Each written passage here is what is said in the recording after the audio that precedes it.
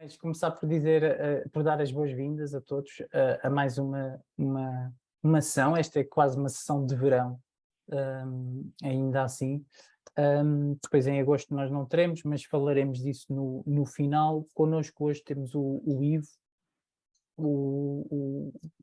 faz parte da Sonai MC, a empresa que detém a marca Continente, vem-nos trazer um pouco daquilo que foi e daquilo que é o trabalho do Continente no e-commerce com esta lógica dos design systems e o projeto, acima de tudo, esta visão iterativa da coisa, do caminho que fizeram até aqui e o ponto em que estão, em que a equipa está e aquilo que esperam e o caminho que esperam percorrer. Antes de passarmos à nossa conversa, relembrava e trazia para o tema e desafiava todos aqueles que nos vêm a participar num estudo que estou a fazer sobre Design Systems em Portugal. A fase em que estamos é um questionário aberto a toda a comunidade. Quem ainda não preencheu, já vamos quase nas 100 participações. Quem ainda não participou e queira participar, todas as opiniões são muito bem-vindas. Quem queira partilhar com a equipa, todas as partilhas são ainda mais bem-vindas. Portanto, fica aqui este desafio. E, posto isto, passamos ao Ivo, a quem agradeço mais uma vez por vir partilhar connosco o caminho que o Continente tem feito. Por isso, força, Ivo. Ok, olá a todos, boa tarde.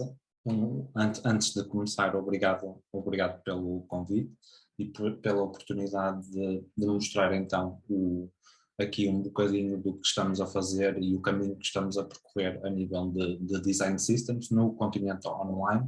Eu se calhar vou partilhar aqui o ecrã, que é mais fácil. Então.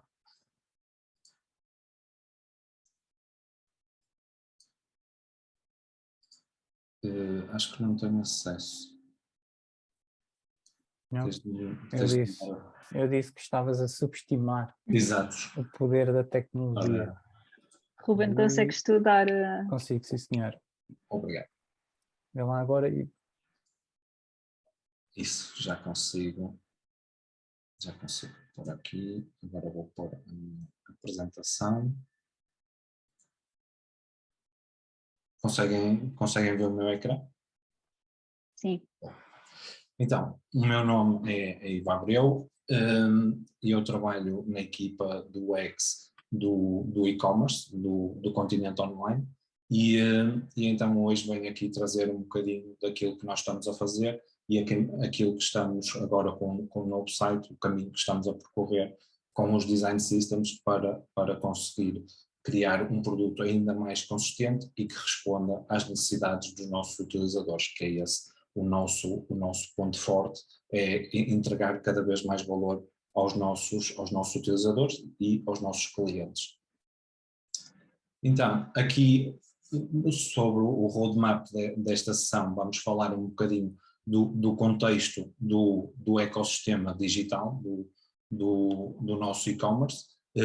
Existem diferentes ativos digitais e é importante explicar qual é o nosso foco, não é? No dia a dia, porque somos diferentes equipas, diferentes departamentos e por isso existe alguma dificuldade em perceber onde é que existem fronteiras e onde é que a ação de um começa e outra acaba. Depois vamos ver a nível de abordagem que estamos a implementar. Faz em agosto um ano no Continente Online e por isso a nossa equipa é recente, mas já estamos a dar os primeiros passos aqui com o Design System para criar essa solidez no nosso interface. Por isso vou depois passar à parte de apresentar como é que nós estamos estruturados. A nossa equipa atualmente está em part-time a dedicar-se ao nosso Design System e a ideia é continuar a evoluir nesse sentido.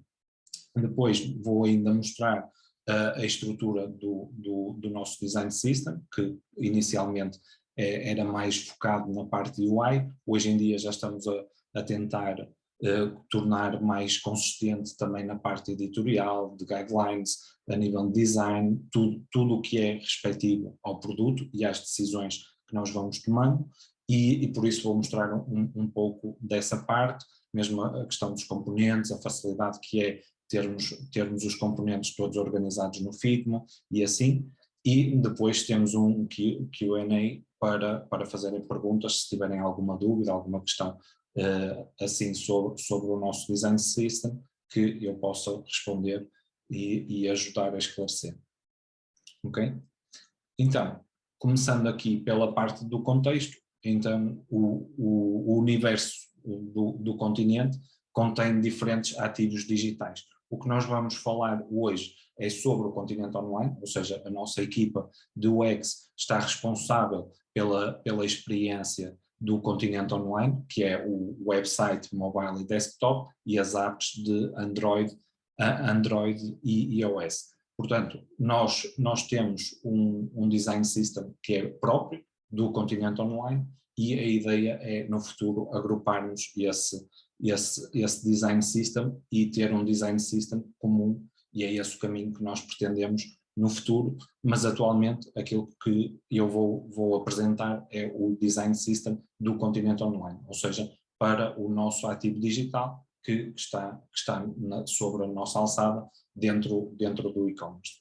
Depois temos outros, como o cartão continente, o continente Siga, o continente Plug and Charge, o continente Feed, que são outros ativos, mas que estão com outras equipas e que por isso não está dentro do nosso âmbito, embora lá está, no futuro o objetivo é confluir na tendência de ter uma experiência única e entregar no final do dia para o utilizador uma experiência única e que ele mais rápido e de forma mais intuitiva consiga navegar e fazer compras, consultar toda a gama de produtos, toda a gama de receitas, todo o conteúdo que gira em torno do continente e assim dar uma experiência cada vez melhor e cada vez mais efetiva para os nossos utilizadores. Então, o nosso design system nasceu com a equipa que estava responsável pelo lançamento do novo site, ou seja, antes da minha chegada ao e-commerce, existiu uma equipa que estava responsável sobre os novos ativos digitais, e essa equipa criou a primeira versão do nosso design system, ainda antes do lançamento do novo site. Depois, em junho de 2021, tivemos o lançamento do novo site, e a partir daí, em agosto, eu entrei e começamos a reestruturar e a adaptar esse design system, no sentido de focar não só na parte de UI, mas também em todas as decisões, para conseguir ser o mais transversal possível a todos os formatos, desde a parte da comunicação em newsletters, banners, toda a parte que o nosso produto está integrado e tem interações com o utilizador, para garantir então essa abordagem e essa linha de termos uma só comunicação que seja única e que o utilizador entenda mais fácil e consiga de forma rápida fazer e comprar os seus produtos do dia a dia.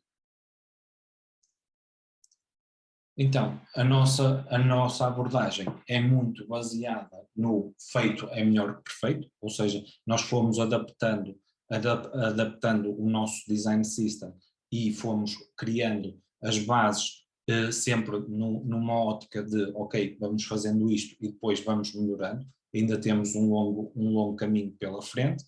Os nossos pilares de base foram pensar sempre num design em escala, ou seja, conseguir pensar num produto que seja rapidamente escalável, não é? Temos os desafios dia a dia do negócio, da parte da evolução da tecnologia, tudo isso ali a marcar-nos o passo, e nós temos de responder da melhor maneira, e por isso os nossos pilares são o design em escala, garantir essa consistência no design, ou seja, garantir que usamos padrões idênticos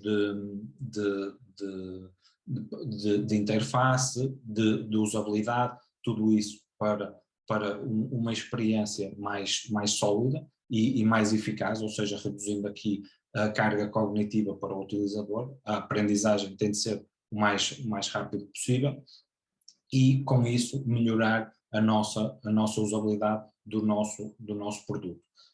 Atualmente ainda não temos definido, estamos ainda na fase de documentar, não é? Porque a parte de documentar também faz parte do processo de design e, por isso, aquilo que nós estamos a fazer é agregar todo um conjunto de princípios, de decisões de design, boas práticas, agregar nessa documentação para garantir, então, que depois conseguimos, por exemplo, definir métricas de análise para acompanhar a evolução do nosso produto, a evolução da nossa usabilidade como um todo, quer do produto, quer do nosso design system, que é importante, não é só nós fazermos e dizermos, olha, está feito, e depois não acompanharmos no dia a dia, até porque o design system é algo que está sempre num processo iterativo, temos sempre melhorias a fazer, quer ao nível do produto, quer ao nível do design system, nós temos sempre essa necessidade de fazer iterações e melhorias ao longo do processo e por isso, se tivermos métricas definidas, a sua observação acaba por ser mais eficaz e estamos a garantir mais qualidade na entrega quando estamos a produzir, quer a nível de decisões de design, quer a nível de princípios que queremos implementar, novas funcionalidades, melhorar funcionalidades que já existem, tudo isso faz com que esta documentação seja crucial no nosso processo e no nosso dia-a-dia. E por isso faz parte das nossas tarefas ter em conta o design system e o acompanhamento dessa documentação para se tornar sempre o mais atualizada possível e que nos ajude a tomar essas decisões. Depois, a nível de organização da equipa, então, como eu disse, atualmente não estamos em full time dedicados a este design system. Aquilo que nós vamos fazendo é dividindo as tarefas no nosso dia a dia, ou seja, fazemos a ponte entre sempre o negócio, os utilizadores e a parte da tecnologia e garantimos então que temos essa documentação sempre o mais atual possível e com os componentes todos o mais atualizados possíveis para ser mais eficaz. Aqui, a nível de equipa, na equipa do X temos a Camila, que está com a parte de conteúdos, guidelines, princípios de usabilidade, tudo isso está a ser organizado e observado, digamos, pela Camila. Depois temos a Daniela, que entrou para a nossa equipa e que nos veio dar aqui um boost na parte dos componentes, na parte do interface, e está também a criar, por exemplo, a parte das animações, as pequenas interações entre os componentes, que são muito importantes para dar um resultado melhor ao nosso interface. E depois estou eu a também gerir esta parte dos componentes, a parte de como é que vamos ligando a experiência do utilizador ao longo da user journey, não é? E garantir essa consistência e essa padronização do nosso interface.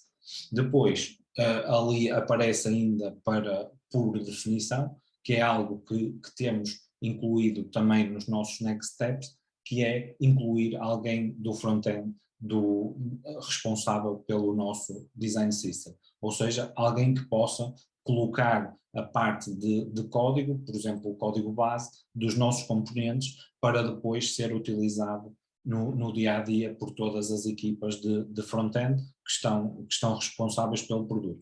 Atualmente já fazem isso ao nível dos componentes, mas a nível de documentação ainda não tem esta parte, e é algo por onde nós queremos evoluir, acompanhando também a parte das métricas, ter a possibilidade de estar a documentar tudo o que é decisões de design, mas também as questões de código, porque o design system é algo que é documentação do produto e por isso engloba decisões de negócio, decisões de branding, decisões de design, de código, tudo isso é importante para documentar e por isso nós estamos cientes que esse é um dos passos que queremos dar a seguir.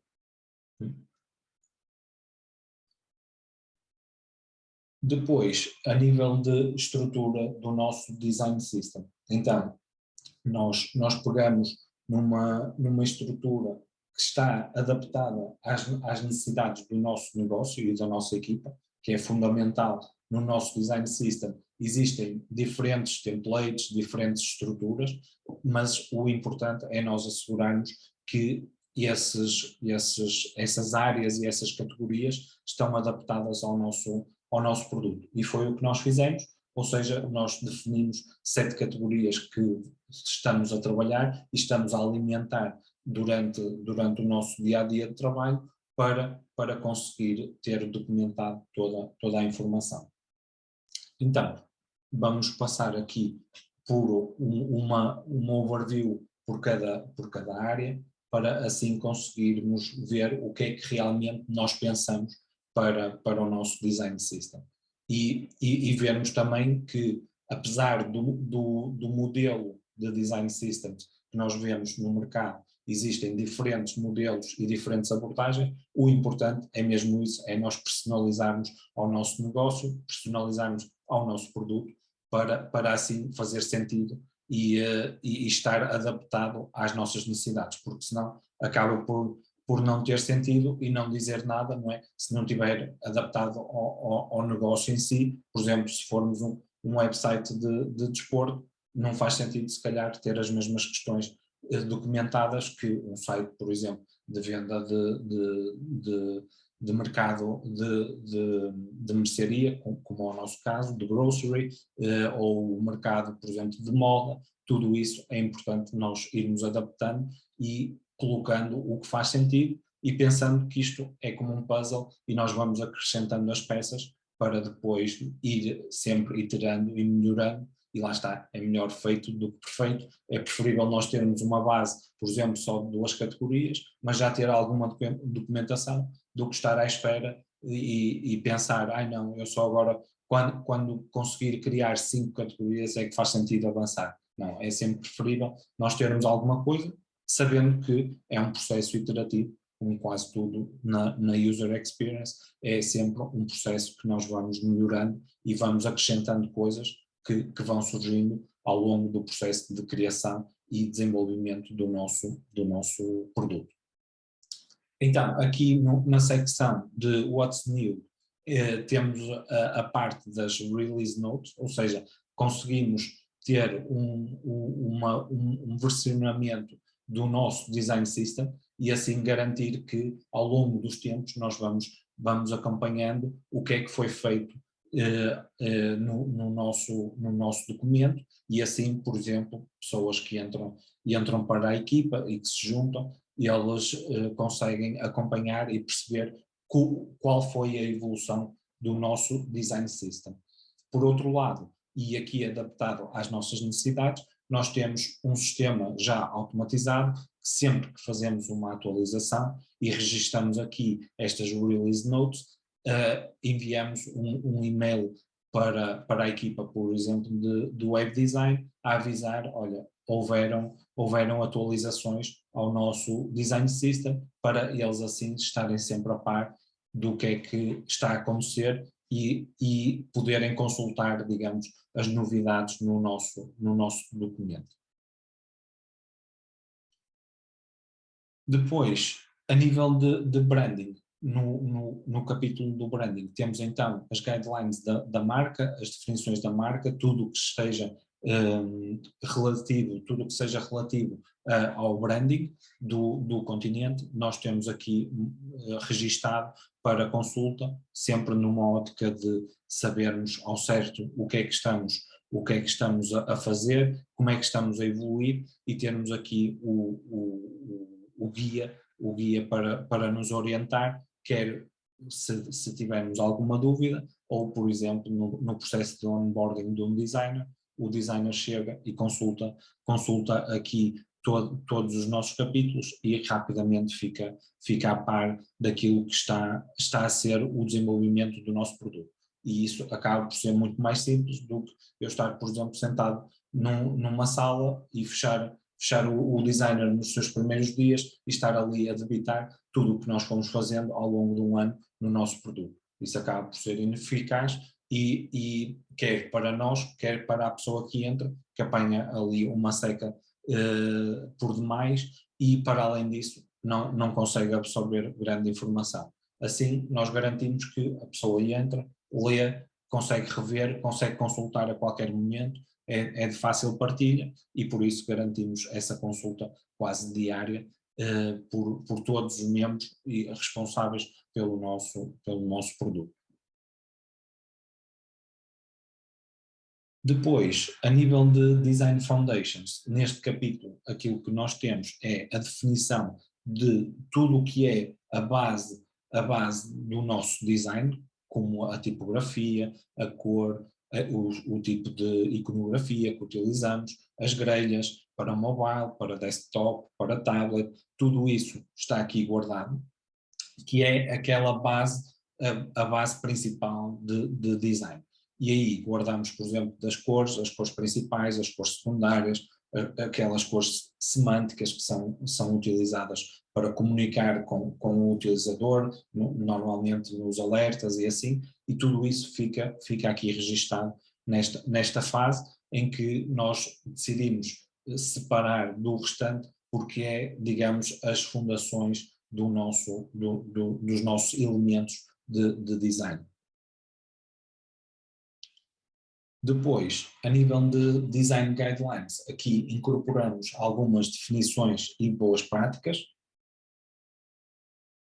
nomeadamente para tudo o que seja aqueles materiais mais visuais, quer os banners do site, newsletters, folhetos, nomenclatura de ficheiros para fácil partilha entre as equipas e aí conseguirmos então garantir que há uma uniformização da nossa comunicação e garantir também que qualquer designer sabe ao certo o que precisa de fazer em cada formato, quais são, por exemplo, as dimensões que precisa de utilizar, tudo o que é relativo à parte de comunicação está aqui registado e assim conseguimos assegurar essa consistência e essa coerência visual que ao dia de hoje, quando conseguimos implementar isto, notou-se que existe essa eficácia na comunicação, porque hoje em dia já temos os banners, por exemplo,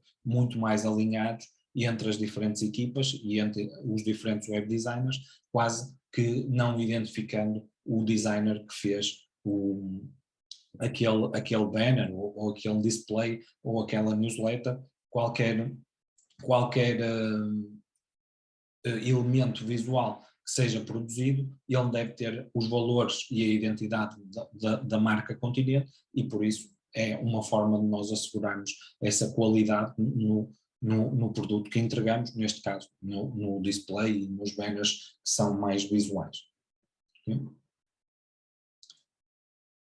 Depois chegamos aqui à área dos UI Components, ou seja, aqui então é onde nós estamos a definir, atualmente ainda não temos na nossa plataforma, para já estamos a trabalhar ainda ao nível do Figma e estamos a organizar no Figma todos estes componentes baseado na organização do Atomic Design, ou seja, pelos elementos vamos organizá-los para ser mais fácil depois reutilizá-los e aplicarmos nos nossos designs.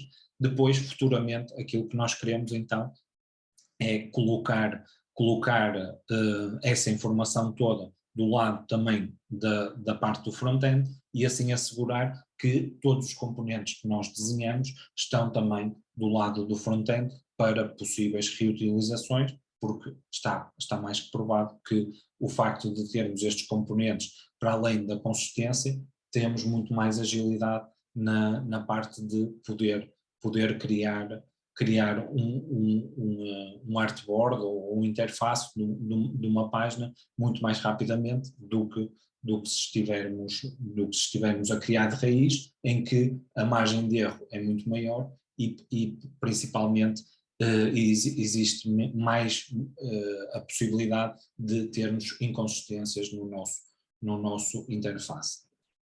Aqui eu posso vos mostrar um pouco de como estamos a organizar no Figma, e então nós temos aqui os nossos elementos e eles estão a ser, para já estamos a documentar todos os elementos, depois vamos passar à organização, definir design tokens para cada um e conseguir garantir essa facilidade na reutilização dos componentes. Ou seja, aqui num exemplo, muito rapidamente, se nós quiséssemos criar uma página, por exemplo, em mobile, nós só precisávamos de um header, por exemplo, temos aqui um header, depois podíamos escolher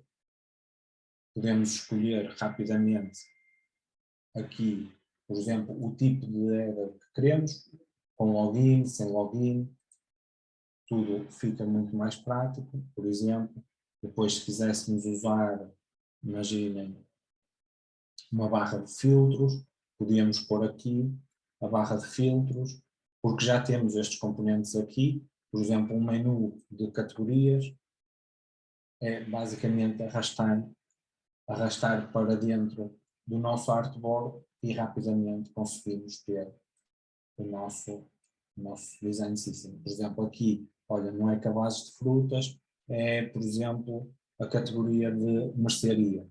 Vou aqui, copio a imagem, passo para o Figma novamente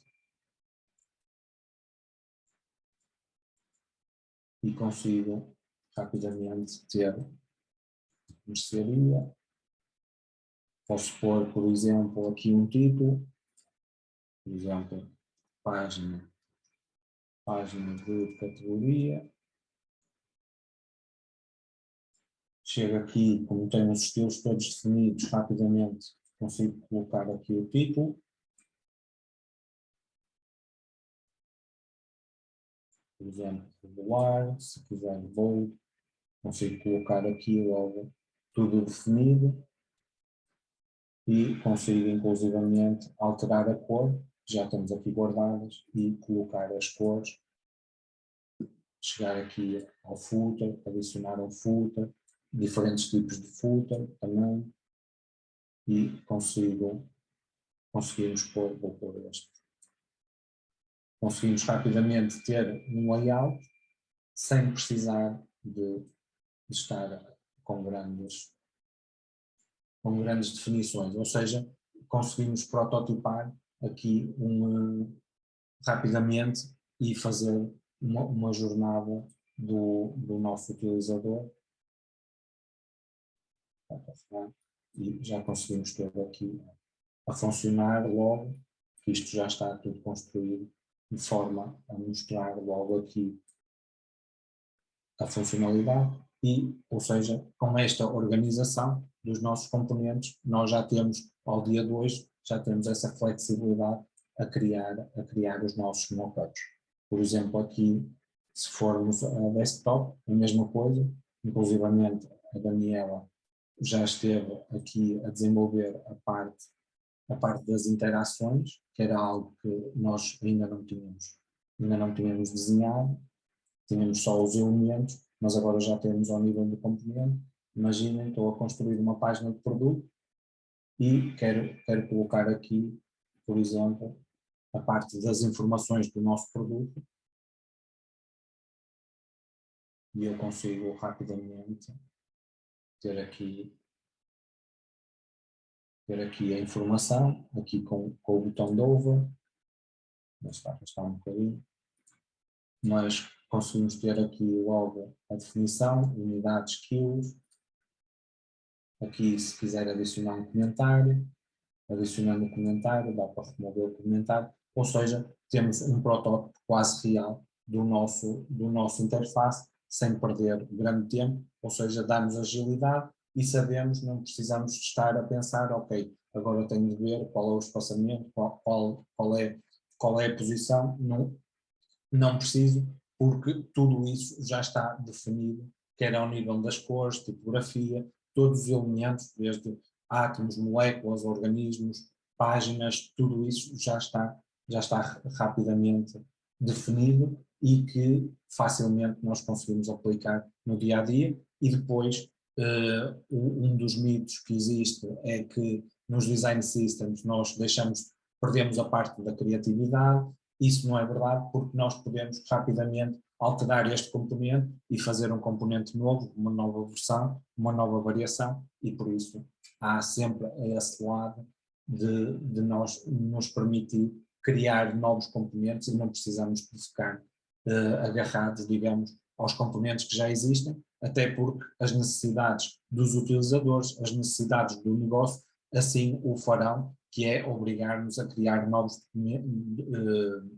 elementos e componentes com diferentes características para conseguir realizar tarefas e realizar as suas ações no decorrer da sua user journey.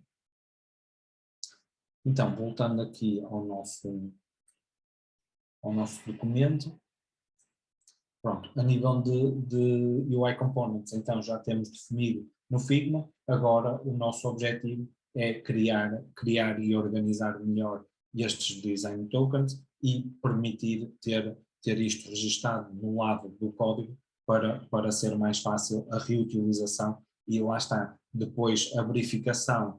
Imaginem, estamos a desenvolver uma nova feature, se reutilizarmos elementos, por exemplo, a parte de QA é muito mais rápida, porque como estamos a reutilizar elementos, quase que não há margem de erro, porque estamos a encaixar como se fosse um puzzle, estamos ali a encaixar os elementos e por isso não há problemas de espaçamentos, não há problemas de contraste, não temos de rever o tamanho dos ícones, porque tudo isso vai encaixar como se fossem pedras do Lego e facilmente temos, com muito mais agilidade, temos as nossas funcionalidades prontas a irem para o mercado, que hoje em dia, com a quantidade de novas empresas, novas startups, a evolução tecnológica, nós temos de responder cada vez mais rápido e não temos tempo para estar a prototipar como às vezes gostaríamos de dedicar imenso tempo. Por isso, se tivermos estes componentes, conseguimos ir fazendo uma base e depois ir iterando e melhorando numa segunda fase. Okay? Depois, a nível da parte editorial, também criamos um capítulo onde guardamos as regras e princípios de escrita, ou seja, hoje em dia tentamos que a comunicação seja o mais uniforme possível, ou seja, garantir que um e-mail que sai do apoio ao cliente, um e-mail que sai para uma newsletter, todas as informações que nós temos no menu ajuda do site, têm todos o mesmo tom, têm todos a mesma voz e ao nível gramatical e tudo, está tudo o mais consistente possível para nós, por exemplo, conseguirmos tratar o utilizador em todas as comunicações da mesma maneira e assim facilitar a comunicação, facilitar a compreensão, mesmo ao nível dos tempos verbais que utilizamos, faz com que o utilizador entenda sempre mais rápido aquilo que nós estamos a tentar comunicar nos nossos blocos de informação e que dada a dimensão do continente, são imensos. Por exemplo, no caso do menu ajuda, em que temos imensa informação sobre as compras online e sobre os métodos e possibilidades que o utilizador tem de utilizar o nosso produto. Depois, por último, o capítulo da acessibilidade, ou seja, onde nós temos documentado as boas práticas que estamos a implementar, nomeadamente ao nível dos contrastes, a possibilidade de aumentar e diminuir os textos para facilitar a leitura e, obviamente, temos um longo caminho pela frente de implementar pequenas features que vão ajudar e pequenas interações que vão facilitar a acessibilidade, ou seja, tornar o nosso produto acessível a toda a gente, porque aquilo que nós queremos é garantir que qualquer utilizador consegue aceder ao nosso website e consegue efetuar a sua compra, as suas tarefas, consultar o seu histórico de encomendas, todas as tarefas possíveis no nosso e-commerce. Aquilo que nós queremos é garantir que o utilizador, mesmo que tenha algum tipo de incapacidade, consiga visitar o nosso site e realizar as suas ações de forma natural e que não se sinta com uma barreira, que o nosso produto seja uma barreira para ele utilizar. Okay? Pronto. A nível do Design System, é a parte que eu tenho para apresentar do Continente Online. Agora deixo aqui em aberto algumas perguntas, se quiserem eu estou disponível para responder. Ok, boa, obrigado, Ivo. Eu não tenho perguntas, mas tenho muitos tópicos que trazia para a conversa. Bom. Portanto, e temos aqui mais perguntas. Mais algumas perguntas. O nosso Q&A está inteiramente à vossa disposição, portanto, deixem lá todas as perguntas que queiram trazer para a conversa e nós vamos baralhando aqui a conversa com vários tópicos. Se calhar começava pelo primeiro. O Zi dizia isto no início: o Continente Online é provavelmente uma das lojas online mais antigas em Portugal. Cresceu em vários devices, com várias experiências. Como é que é? E na tua apresentação dizias isso mesmo, houve em 2021, certo? Uma Sim. nova versão do Sim, Continente bom. Online. Como é que foi esta onda de transição? Ou seja, porque durante muitos anos os consumidores habituaram-se a um tipo de experiência no Continente Online, seja na app, mais no site, e depois de repente não, houve aqui um processo, havia aqui uma nova versão muito diferente. Quem se lembra do Continente Online, do antigo, muito diferente, com uma série de novas propostas, novas dinâmicas, em alguns pontos até novas formas de catalogar produtos, que é sempre um equinócio nos e-commerce. Como é que foi essa transição? Foi pela parte dos consumidores? Foi relativamente smooth? Ou houve assim ondas eu não diria de violência, espero que não tenha chegado a esse ponto, Não. mas ou detratores, ou como é que foi essa transição de mexer quase numa vaca sagrada do e-commerce em Portugal? Sim, então, ao longo do processo houve muita aprendizagem, até porque no meio disto tudo houve a pandemia que fez mudar aqui o paradigma do e-commerce, não é? Não só no mercado do grocery, mas quase em todo o e-commerce, quando nos vimos fechados e só a poder comprar online, e houve uma adaptação muito rápida do negócio. Aqui, a nível de posicionamento do nosso e-commerce, o objetivo é estar cada vez mais próximo dos utilizadores. E houve, claro que houve essa mudança, mas foi de uma forma positiva. Porquê?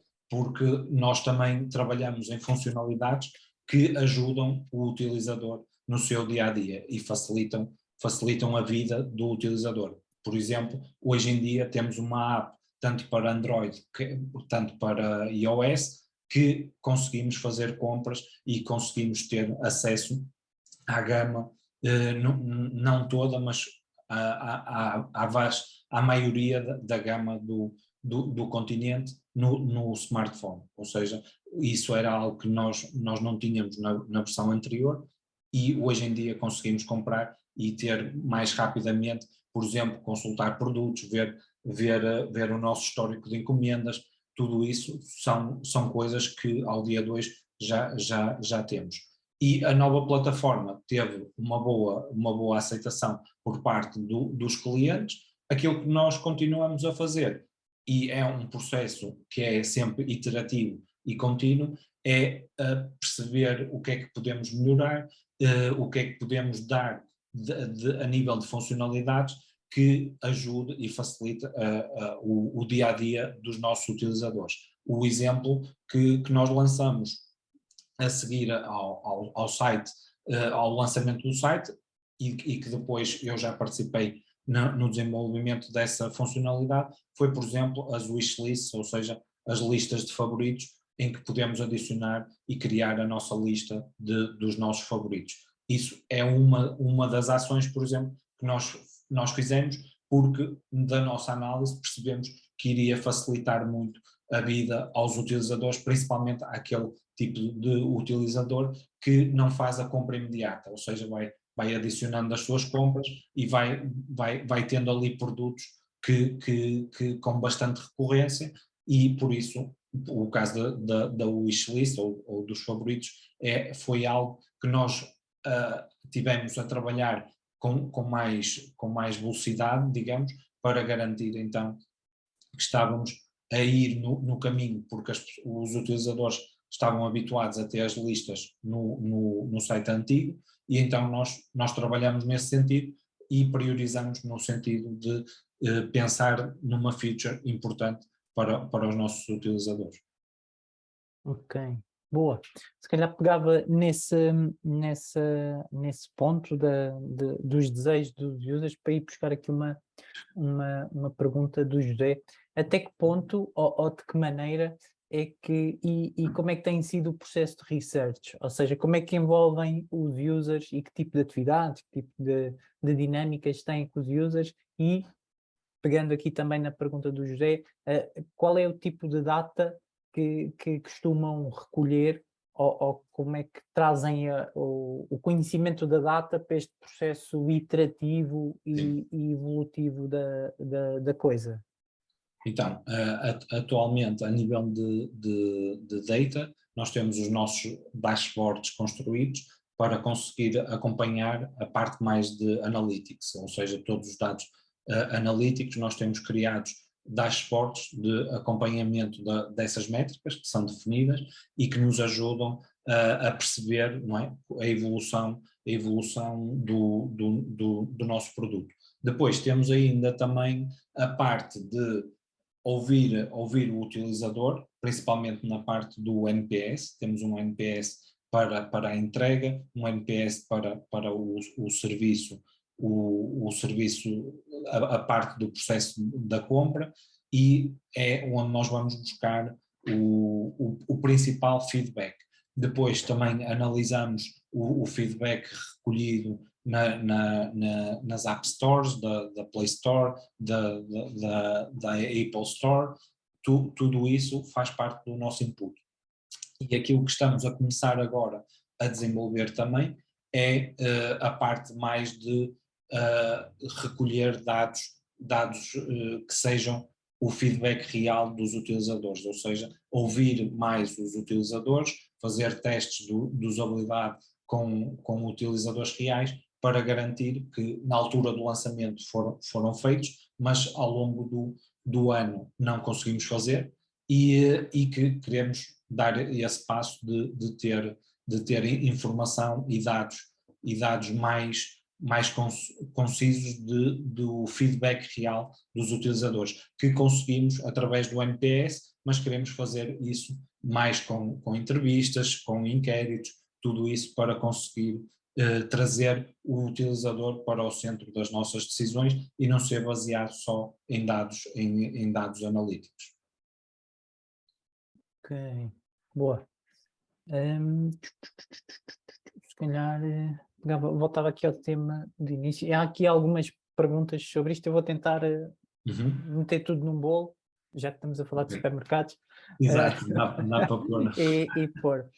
E tu falavas disto na tua apresentação, ou seja, começavas precisamente por esta vastidão do ecossistema digital. Aqui, se circunscrevermos ao ecossistema continente, dentro do universo Sonai, há aqui até um colega nosso que falava nisso. Podíamos estar a falar aqui de um ecossistema muito maior. E até que ponto este design system, este trabalho de santo, de documentação e de minúcia que a equipa tem feito, pode vir a estender-se, ou está previsto, ou ao horizonte estender-se àquele ecossistema digital que falavas, ou a visão, e nós já tivemos aqui equipas que a visão era precisamente esta, ou a coisa pode crescer dentro de um alinhamento de marca, como é lógico, ou a coisa pode crescer de forma relativamente autónoma, porque isso também acelera a coisa. Qual é a visão que tem em cima da mesa nesta altura? Sim, atualmente aquilo que nós temos, por exemplo, o Continente Feed já tem um design system, nós também temos o nosso design system, e aquilo que nós vamos tentar no futuro é, porque já toda a companhia viu a vantagem que é ter uma documentação destas, não é? Ou seja, a facilidade com que nós nos tornamos ágeis, nós percebemos e compreendemos como é que está a evoluir o nosso produto, e por isso a ideia é ter uma visão que seja conjunta, ou seja, que tenha todos os ativos num design system comum e que depois possa ter ramos para cada ativo, não é? de diferentes opções ou variações mediante o ativo digital. Mas a ideia é, até para apostar na comunicação 360, não é? E cada vez mais omnicanal, nós termos, por exemplo, a comunicação que é feita no cartão Continente, muito similar à que temos no Continente Online e nos outros ativos digitais, ou seja, há essa tentativa de convergir nesse sentido, sabendo sempre, não é, que não pode ser de um dia para o outro, porque há muitas questões de negócio, há muitas questões de tecnologia envolvidas, mas o caminho será a percorrer nessa ótica de convergir num só design system que alimente os diferentes ativos digitais. Ok, boa. Então, em 2030 voltamos a falar sobre Não, isso. mais cedo. Mas, ok, olha, vai ficar gravado. Sim, não há problema. Eu entrei há um ano e já conseguimos ter isto com a nossa equipa. Eu também isso, vejo sempre. é? Vejo sempre o copo meio vazio, meio cheio. Exato. Eu gosto de olhar mais para essa parte do que para o copo meio vazio. Um otimismo moderado. Mas pronto, embarcando aqui nesta onda de otimismo, e tu até falavas disto, e dizias que a companhia e as equipas já reconheciam o valor da ferramenta. Que mudanças é que tens visto na companhia? Ou seja, qual foi o impacto positivo e que transformações é que tens visto na aceitação, nos processos, para a companhia começar a dizer, espera aí, nós fizemos um caminho extraordinário, mas o futuro tem que passar por aqui. O que é que tens visto mais na reação e na relação com as outras equipas? Ou as pessoas fogem de ti na companhia porque tu vais sempre falar de design systems e querer impingir? o chato da equipa.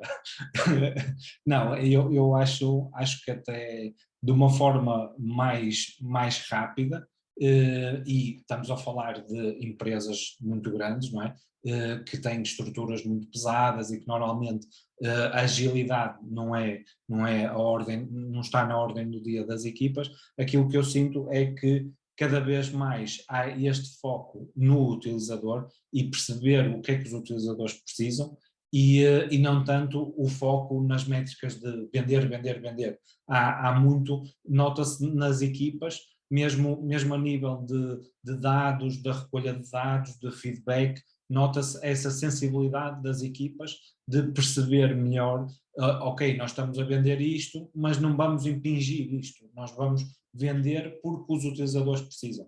E é algo que está a mudar, eu sinto isso, que está a mudar esse paradigma ao nível nacional, não é? Ao nível das empresas nacionais e em concreto aqui na MC, em que se nota que as equipas, mesmo da parte comercial, não é? Que muitas vezes apontamos o dedo, que só estão a pensar em números e assim, já se nota essa necessidade e até muitas vezes já nos desafiam no sentido de, ok, vamos perceber isto, vamos testar, vamos ver se funciona, se não funciona, vamos fazer A/B testing, tudo isso é um indicador de que, ok, estamos realmente a perceber o valor, não é, que tem e o tempo, os recursos, o investimento que nós poupamos ao fazer estes estudos ou esta investigação que antigamente, se calhar, há poucos anos atrás, quando se falava em fazer design systems e não sei o quê, a primeira abordagem é isso é uma perda de tempo, não vai servir para nada. E hoje em dia já se sente que há uma cultura de pensar no que é que o utilizador precisa, ou seja, o caso da empatia, não é? De ouvir os utilizadores, perceber e compreender o que é que os nossos utilizadores precisam e ir no sentido de, ok, vamos tentar vender, por exemplo, este serviço, mas não é impingindo, é retirando o benefício real que o utilizador procura. E isso é um dos exemplos que estas áreas, e hoje em dia vemos a aposta que está a crescer nas equipas de Product Design, do UX Design, vão nesse sentido, porque acho que já se está a perceber, está a haver esta mudança cultural de, ok, efetivamente isto não é só desenhar uma interface bonito e lançar um site, porque tem tudo por trás, tem uma estrutura que vai influenciar, não é? Às vezes até a cor de um CTA pode influenciar o resultado e a performance do nosso e-commerce e por isso tudo isso tem de ser pensado e lá está, estaremos aqui para continuar a ser os chatos e a influenciar nesse sentido aqueles que sejam mais que não acreditem tanto nisso, de apresentarmos dados e apresentarmos resultados, porque o caso, por exemplo, aqui do Design System, o facto de colocarmos métricas em cima dessa documentação mostra, não é, a evolução, olha, nós fizemos isto, mas o resultado foi este, não é? Também dá uma visibilidade ao nosso trabalho que se for só, estou ali fechado no meu gabinete a fazer mock-ups e está tudo bem, não tem essa interação. E trazer por exemplo, o negócio, trazer a parte da tecnologia para este tipo de iniciativas ajuda também a convergirmos todos nessa parte de, ok, vamos pensar nisto, na melhor funcionalidade possível, mais rápido, com menos investimento e que vá de encontro às necessidades do utilizador, que é por isso que nós aqui estamos. Eu juro que não partilhei o meu guião de tópicos com o Ivo, mas vou pegar na deixa das métricas. Que métricas é que têm hoje, aqui à volta do vosso design system? Para já ainda não temos definidas as métricas.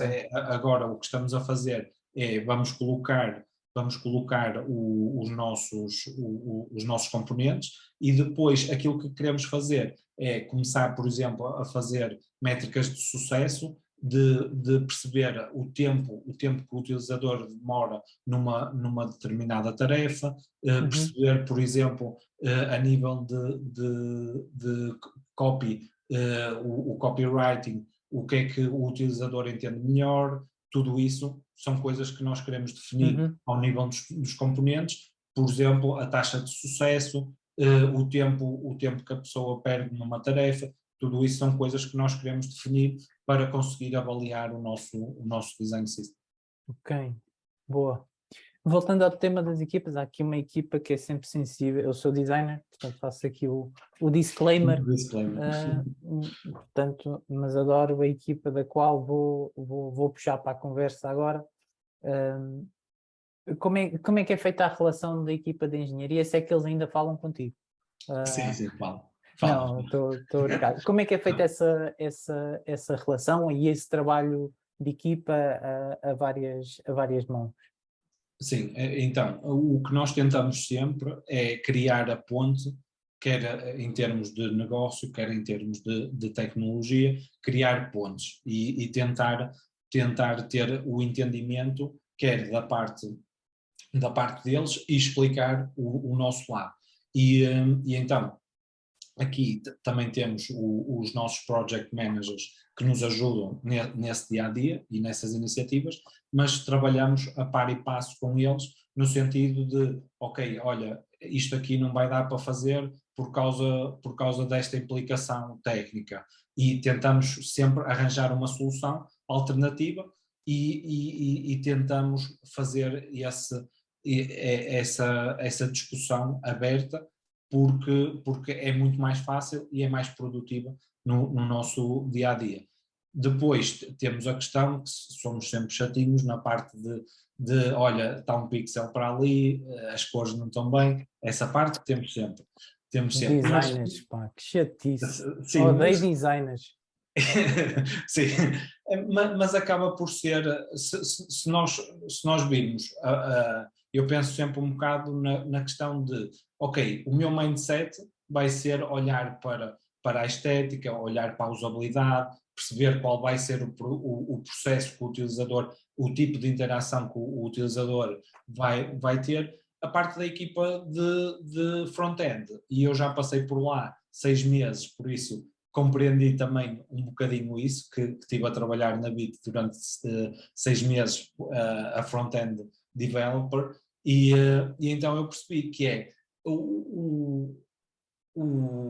a parte deles é mais funcional, é perceber, ok, isto está a funcionar, então está a dar, está correto, não é? Porque não tem, ainda não existe, ou é pouco, há poucos front-ends, por exemplo, com a parte da estética, com a parte do interface, e por exemplo aqui o caso de trazer um front-end para o nosso design system é para trabalhar nesse âmbito de, ok, tu percebes e és aqui o campeão do código, mas também tens de ver aqui connosco esta parte de, olha, é para este utilizador que eu estou a desenhar, os contrastes, a parte, por exemplo, dos tamanhos dos textos e assim, porque o mindset desde o início é, ok, isto dá certo, está a funcionar, ok, não é? Porque a base da programação é muito essa, o resultado, o output funciona, está correto,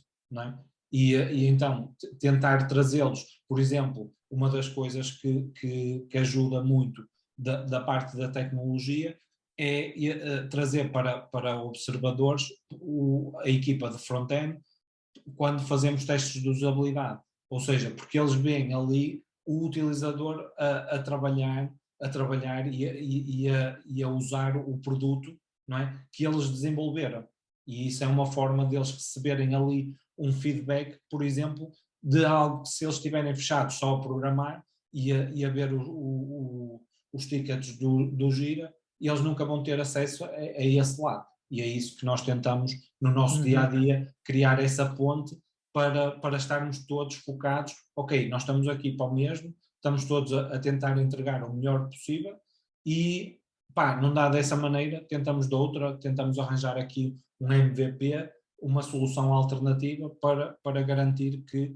para o utilizador, não estamos a prejudicar nem o negócio, nem o utilizador, porque no final do dia são o principal, o core do nosso produto, é a tecnologia, é o negócio e os utilizadores. Ok, boa, espetacular. Fazia uma pergunta, se calhar mais de contexto do negócio, ou seja, porque o Continente Online é muito associado a determinada coisa. E na tua opinião, isto é, se calhar é uma opinião mais pessoal, existe alguma diferença em construir e manter um design system para retalho, como é este caso, do que para outras áreas de negócio, tipo o ramo automóvel ou a moda? Ou quando se trata de design system, independentemente do negócio, os problemas, os processos, as ferramentas vão quase sempre ser os mesmos?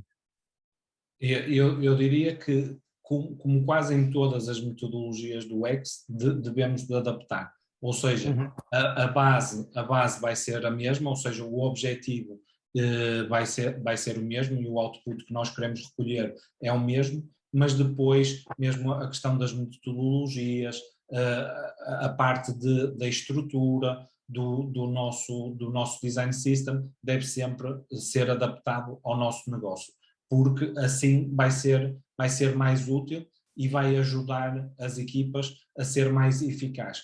Por exemplo, eu já criei um design system para uma empresa de B2B e houve coisas que eu fiz de maneira diferente. Porquê? Porque se calhar não fazia sentido, estou a trabalhar com equipas remote, não fazia sentido se calhar fazer um card sorting, fazia mais sentido fazer entrevistas com eles que, por exemplo, eram os utilizadores finais para quem eu trabalhava muito, que era a equipa de operações, porque eles é que geriam a plataforma em que nós estávamos a criar o design system. Ou seja, há sempre coisas que nós devemos adaptar e mesmo nas minhas aulas eu digo aos alunos isso, que é, nós devemos adaptar sempre, ou seja, olha, vou fazer um card sorting, mas convém perceber, não é, também as equipas que nós estamos, com que nós estamos a trabalhar. Por exemplo, se chegares a uma empresa, imagina que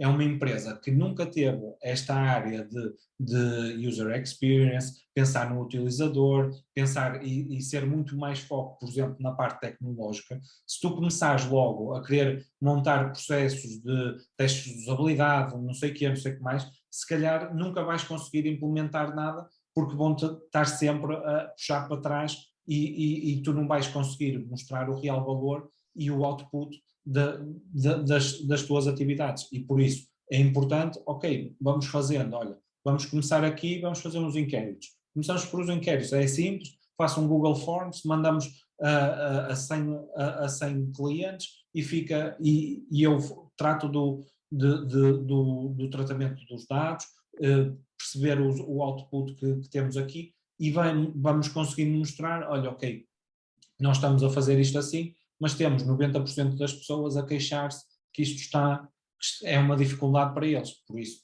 E aí começamos a demonstrar, não é, o valor que tem pensarmos também no utilizador e não pensarmos só na parte do negócio e só na venda. Por isso, eu acho que a nível de output vai ser idêntico, agora devemos adaptar, mesmo o caso da estrutura, por exemplo, adaptar ao tipo de mercado com que estamos a trabalhar. Ok, boa. Eu tinha aqui um guião de tópicos quase tão grande como o catálogo de produtos do continente, Sim. mas vou, até porque a hora também já vai longa, mas e termino sempre com esta questão. Tenho a certeza absoluta das pessoas que estiveram connosco, houve aqui alguém que tu convenceste a utilizar Design Systems. Essa parte tenho a certeza absoluta. Eu espero que sim. Posto isto, e para quem tiver a começar este percurso, ou queira começar este percurso, seja numa empresa mais pequena, numa startup, numa empresa maior, por onde é que se começa uma coisa destas? Ou seja, na tua opinião, ou seja, bora lá arrancar com isto, o contexto, e tu dizias isso muitas vezes, que é fundamental e isso vai ser importante para o tipo de solução que vamos construir, mas onde é que se começa um trabalho destes? O primeiro ponto é começar a arrumar a casa, ou seja, por exemplo, se é um produto que já está em desenvolvimento, é começarmos a fazer uma auditoria, por exemplo, ao nosso interface e ver o que é que nós podemos começar ao nível, por exemplo, do interface, dos componentes, como é que nós conseguimos fazer ali e padronizar os nossos elementos.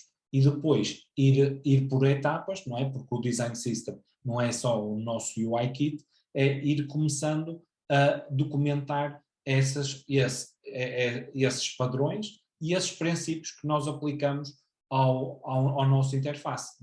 Por exemplo, cor. Estamos a utilizar três cores principais em vez de usarmos só uma. Vamos padronizar isto e criar uma cor principal, uma cor secundária. CTAs, olha, temos diferentes tipos de botões ao longo da experiência.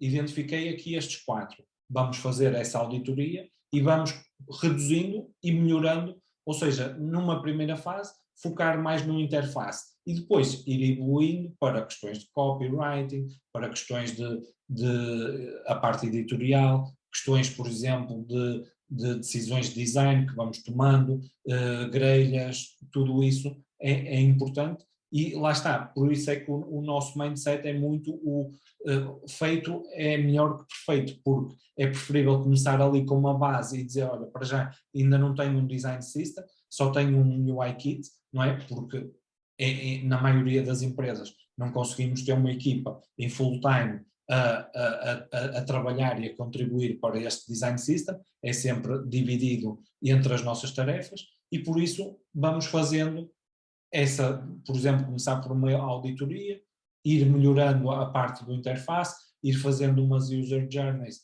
para perceber, olha, aqui podemos melhorar isto, aqui no checkout isto está confuso, e ir documentando essa informação para, ao fim de algum tempo, já começarmos a ter uma base de, ok, olha, isto aqui, já temos aqui princípios, já temos aqui padrões que nos vão ser úteis, por exemplo, quando tivermos de pensar numa nova funcionalidade que podemos reutilizar. E isso vai melhorar a consistência, vai melhorar a usabilidade da plataforma, tudo isso vai contribuir para a qualidade do nosso produto. Ok. Muito obrigado, Ivo, pela partilha e pelo teu tempo e por tudo aquilo que nos trouxeste. Acho que é muito engraçado depois aquele sítio onde compramos todo o tipo de coisas para o nosso dia-a-dia, depois perceber como é que ele é construído e como é que aquela dinâmica por trás evolui. Portanto, muito obrigado. Obrigado. Agradecer naturalmente e como sempre à direção do CCP por nos acolher aqui mais uma vez na casa virtual do CCP. Agradecer, claro, e nunca me esqueço disto, de agradecer à equipa do CCP, à Susana, à Sara e à Ana, que me ajudam a pôr aqui este estaminé de pé todos os meses. Dizer que em agosto vamos a banhos, portanto, já que o sol assim o convida, não temos conversa em agosto, voltamos em setembro, a 22 de setembro, com a equipa da Deloitte, que nos vem trazer uma perspectiva, a sua perspectiva, um pouco diferente dos design systems. Mais uma vez, deixar o convite, quem quiser participar no estudo que estou a fazer sobre design systems é muito bem-vindo. Boas férias a quem ainda vai, quem já regressou de férias, pronto, olha, para o ano a mais, mas vemo-nos novamente em setembro e muito obrigado. Obrigado. Tchau, muito obrigado, Ivo. Obrigado.